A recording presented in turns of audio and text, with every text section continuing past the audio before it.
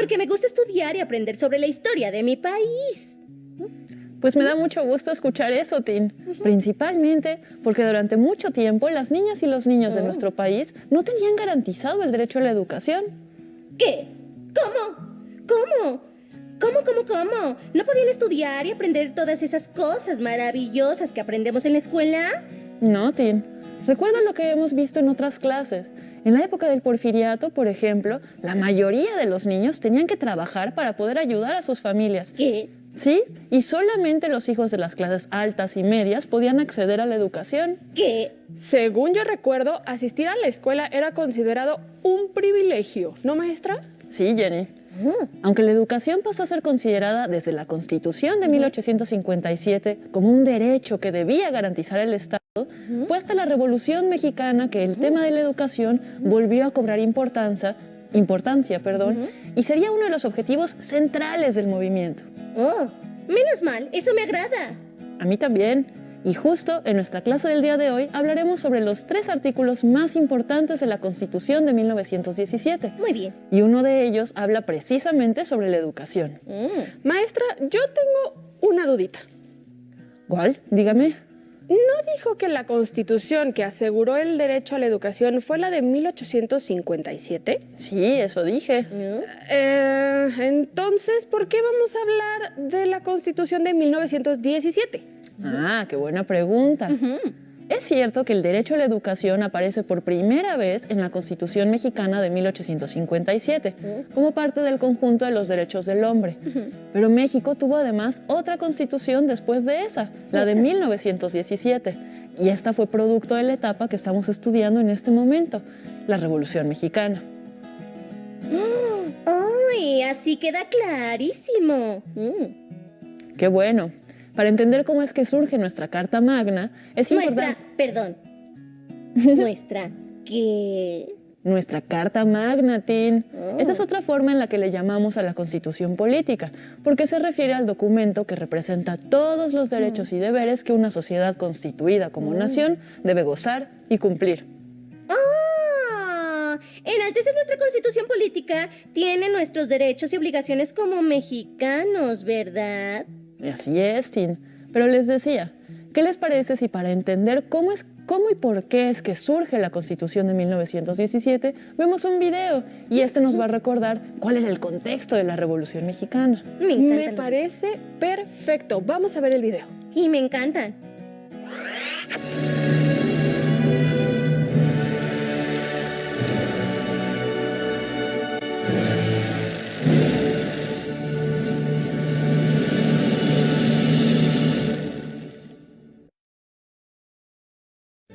La Revolución Mexicana fue un proceso que inició con las ideas que los grupos liberales y magonistas, que en los albores del siglo XX se opusieron al gobierno dictatorial de Porfirio Díaz y demandaron el cumplimiento de las leyes de reforma.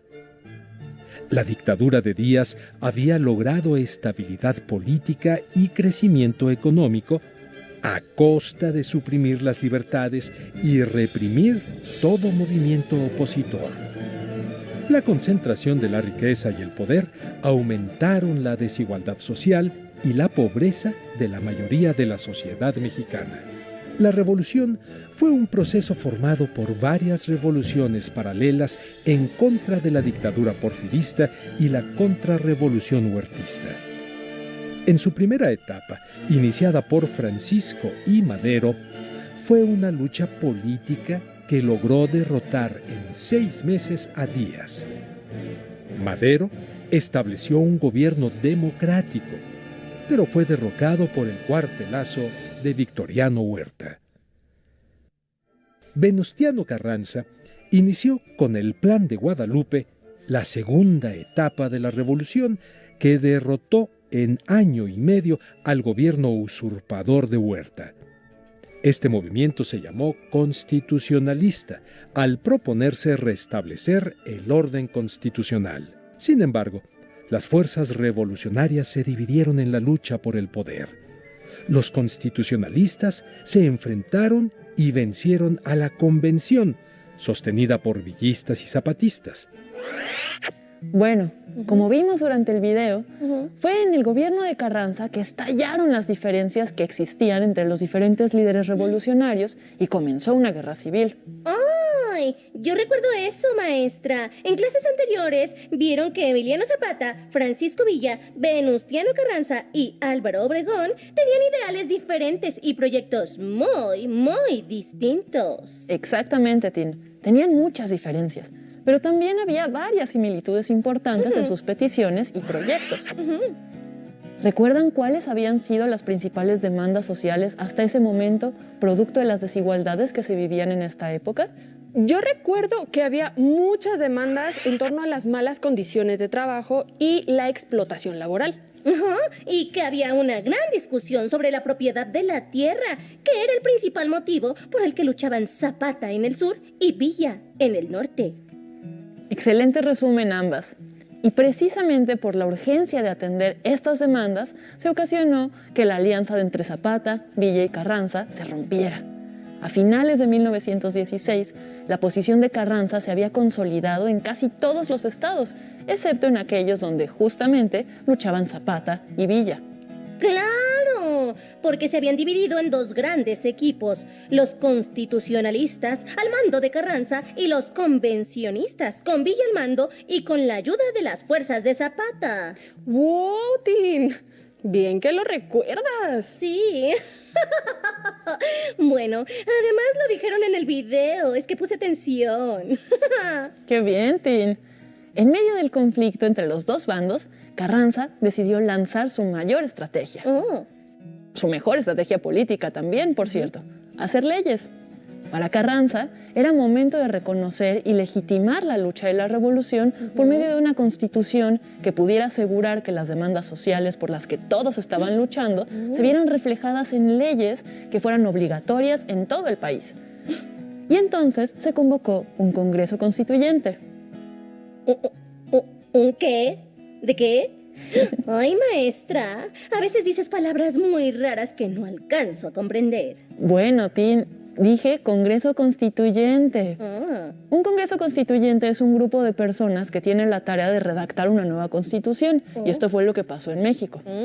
¿Qué les parece si vemos un video sobre el Congreso Constituyente de 1917? Sí. Corre video.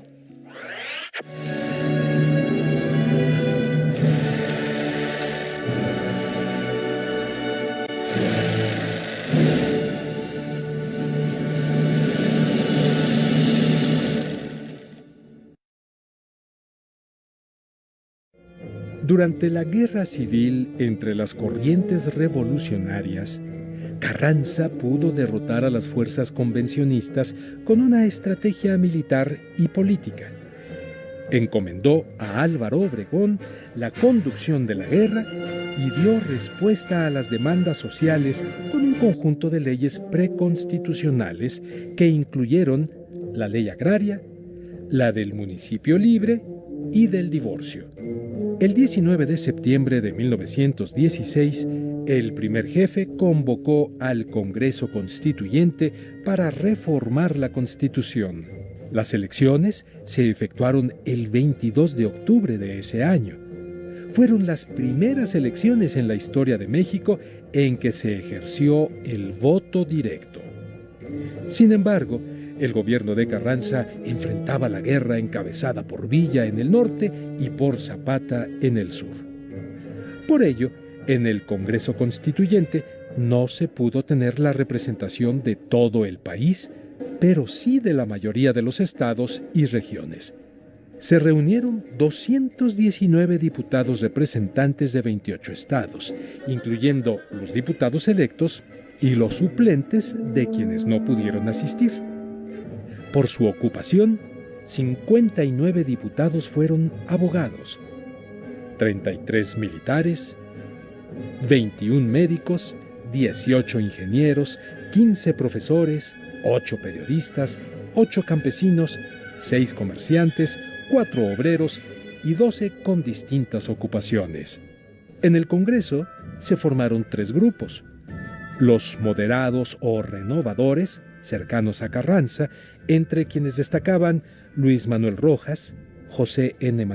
y Félix Pallavicini, los radicales jacobinos, encabezados por Francisco J. Mújica y Heriberto Jara, y los equilibristas, que apoyaron a uno u otro grupo de acuerdo a sus convicciones, como Hilario Medina y Pastor Rué. ¡Guau! Ese Congreso Constituyente fue muy, muy importante, ¿verdad, maestra? Pero yo tengo otra duda. ¿Cuál, Tin? ¿Por qué no participaron mujeres en ese Congreso? Ay, pues mira, para este momento, Ujú. la condición de las mujeres en el país todavía era muy complicada. Oh. Muchos de sus derechos, principalmente los políticos, no eran reconocidas y ellas eran excluidas de este tipo de espacios, como el Congreso. Pero no creas que eso impidió su participación en la revolución, ¿eh? ¿Ah, no? No. Las mujeres tuvieron una participación muy activa y destacada en esta época, pues algunas combatieron en los ejércitos y tomaron las armas para defender sus ideales. Otras más combatieron a través de la prensa, por ejemplo, de organizaciones políticas y de asociaciones laborales. Entonces, a pesar de que la presencia de la mujer no fue solicitada para conformar el Congreso Constituyente, las mujeres sí tuvieron un papel político importante. Por completo, Jenny. De hecho, el 28 de octubre de 1915 se convocó al primer Congreso Feminista en Mérida, Yucatán, y a ese asistieron 617 mujeres. ¡Qué increíble! ¿Tan poquitas? Bueno, no se trata del número, Tin, sino de la importancia histórica de este Congreso. Este fue el primer Congreso exclusivo de mujeres, donde se tocaron temas muy importantes que afectaban sus condiciones de vida y sus derechos, como por ejemplo el acceso a la educación, al empleo y también el divorcio. El siguiente año, en 1916, se realizó el segundo Congreso Feminista, donde se habló del papel de las mujeres en la ciencia y su derecho al voto. Como ven, aunque no hubo mujeres convocadas al Congreso Constituyente de Carranza, gracias a que ellas mismas crearon sus propios espacios de organización en la misma época, algunas de sus demandas sí llegaron a tomarse en cuenta en la Constitución. Pues sí, sus demandas son justas y claro que debían tomarse en cuenta. Se tiene que decir y se dijo. Maestra, ¿y qué pasó con el Congreso Constituyente entonces? Pues el Congreso estuvo en funciones desde el 1 de diciembre de 1916 y hasta el 31 de enero de 1917. ¿Cómo? ¿Solo 2 meses? Sí, Tin. Los diputados invitados ya tenían más o menos claro cuál era el camino que debían seguir para cumplir las demandas sociales y solo necesitaban, más bien, ponerse de acuerdo en ciertos puntos importantes y controversiales. Por eso se armaron los bandos moderado y radical que mencionó el video, ¿verdad? Porque tenían intereses diferentes. Lo bueno es que lograron ponerse de acuerdo y terminar una constitución nueva. Sí, sobre todo en la Revolución. Al principio, Carranza no quería hacer una nueva constitución. Más bien, él quería reformar la anterior, la que ya existía. Pero el trabajo de los diputados llevó a obtener una constitución totalmente nueva y reformada. Así, la nueva Constitución Política de los Estados Unidos Mexicanos fue promulgada el 5 de febrero de 1917 y esta fue la primera constitución en todo el mundo en incorporar derechos sociales como garantías constitucionales. Por eso se dice que la Carta Magna logró plasmar en su texto las principales aspiraciones del pueblo mexicano, ¿verdad, maestra? Exactamente. La Constitución política y el establecimiento de ciertos derechos como leyes se consideran el mayor triunfo de la Revolución. Hoy en día, más de 100 años después, esta Carta Magna sigue vigente. ¿Qué? Y está igualita. Pero si los tiempos han cambiado mucho, maestra. Ya lo hemos visto en nuestras clases. Bueno, Tin, igualita, no, porque ha tenido muchas reformas, pero la Constitución mantiene su esencia y su espíritu. Esta tiene 137 artículos, pero hay 3 que son muy importantes porque plasmaron los ideales por los que se luchaba en la Revolución. ¿Se imaginan sobre qué trataban estos artículos? Pues yo espero que exista uno sobre la propiedad de la tierra. Y yo supongo que alguno debe de regular las condiciones de trabajo. Tienen razón las dos, muy bien. Los 3 artículos de los que les hablo son el 3, el 27 y el 123. Ay, pero ¿de qué tratan esos artículos? Pues mira, Tin, el artículo 3 se trata de garantizar una educación laica. Eso quiere decir que es ajena a cualquier doctrina religiosa. Es correcto, Jenny. Por eso, el artículo 3 garantiza que en la educación no deben participar el clero y también establece que la educación es obligatoria y gratuita. ¿Y qué se estableció sobre la tierra, maestra? Se establecieron varias cosas. El artículo 27 declaraba que todas las tierras que habían sido arrancadas a los campesinos durante el porfiriato tenían que ser devueltas, aunque no tuvieran títulos de propiedad incluso. ¡Ay, qué bueno! Entonces las demandas de Zapata y Villa se tomaron en cuenta. Sí, Tin. Recuerda que la idea de la Constitución era justamente materializar en leyes las demandas sociales. Además, el artículo 27 establece que se podría asumir el control de todas las tierras que no estuvieran siendo usadas apropiadamente y usarlas para el beneficio público. ¿Y saben qué más? ¿Qué?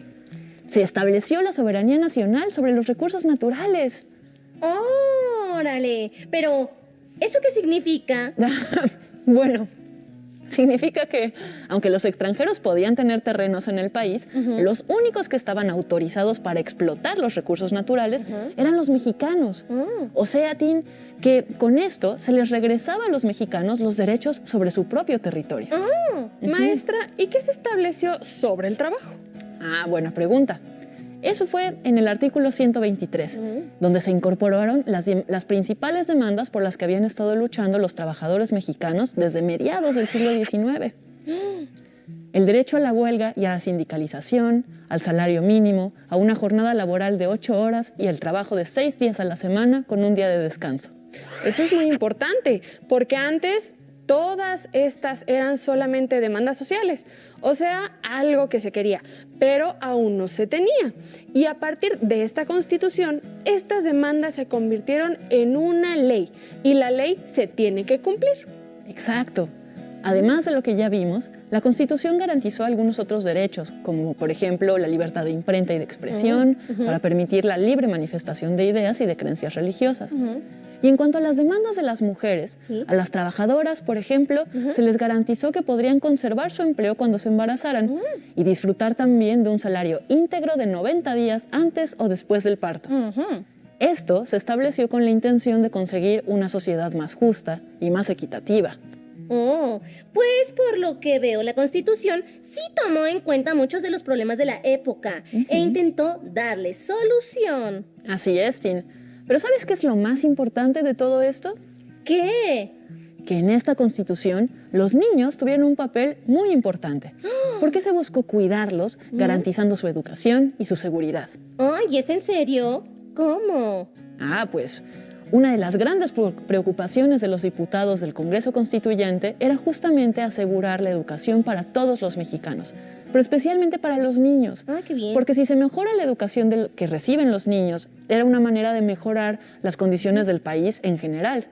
Por eso, en este texto se asegura que la educación sea laica, obligatoria y gratuita. De esa forma, el Estado adquiere la obligación de garantizar que todos los niños y todas las niñas puedan asistir a la escuela. Ahora entiendo todo. ¿Qué entiendes, Tim? Ahora entiendo cómo es que ahorita que estamos en una contingencia sanitaria y no podemos ir a la escuela, el Estado está llevando la escuela hasta nuestras casas para que no perdamos nuestro derecho a la educación. Es correcto, Tin. Justo. Aprende en casa es una forma de seguir garantizando el derecho a la educación, pero esto también se logra gracias al compromiso de los miles de maestros y maestras que siguen con sus alumnos y alumnas a pesar de la distancia. ¿Y qué más se dice de los niños en la Constitución, maestra? Una preocupación muy grande era el trabajo infantil, por ejemplo. Sí. Así que, en el artículo 123, además de establecer los derechos laborales básicos de los que ya hablamos, la huelga, la jornada laboral, también se prohibió que cualquier persona menor de 12 años trabajara. Es decir, el artículo 123 asegura que ningún niño ni ninguna niña puede ser obligada a trabajar. ¡Ay! Eso es lo mejor de todo. Es súper bueno. Los niños y las niñas deben estudiar, aprender, ayudar en casa y hacer sus labores. Pero no deben trabajar. La Constitución de 1917 fue un gran paso para lograr una sociedad más justa, porque las demandas de la época se convirtieron en derechos protegidos por la ley. Así es. El día de hoy aprendimos sobre la Constitución de 1917 y sus principales artículos. Reconocimos que esta Constitución fue el máximo esfuerzo por concretar las demandas sociales del movimiento revolucionario y convertirlas en leyes para que fueran obligatorias y así contribuir a conformar una sociedad más justa y equitativa. Además, también aprendimos que en la Constitución de 1917, los niños y las niñas tuvieron un lugar muy importante, pues se intentó garantizar su educación y su seguridad prohibiendo el trabajo forzoso. Los artículos 3, 27 y 123 modificaron el rumbo del país porque fueron el inicio de una serie de cambios y reformas con la intención de avanzar hacia una sociedad más justa y pacífica. Te invitamos a reflexionar y a platicar con tu familia sobre los efectos que estos artículos han tenido en la vida cotidiana de los niños, las niñas, los hombres y las mujeres de México.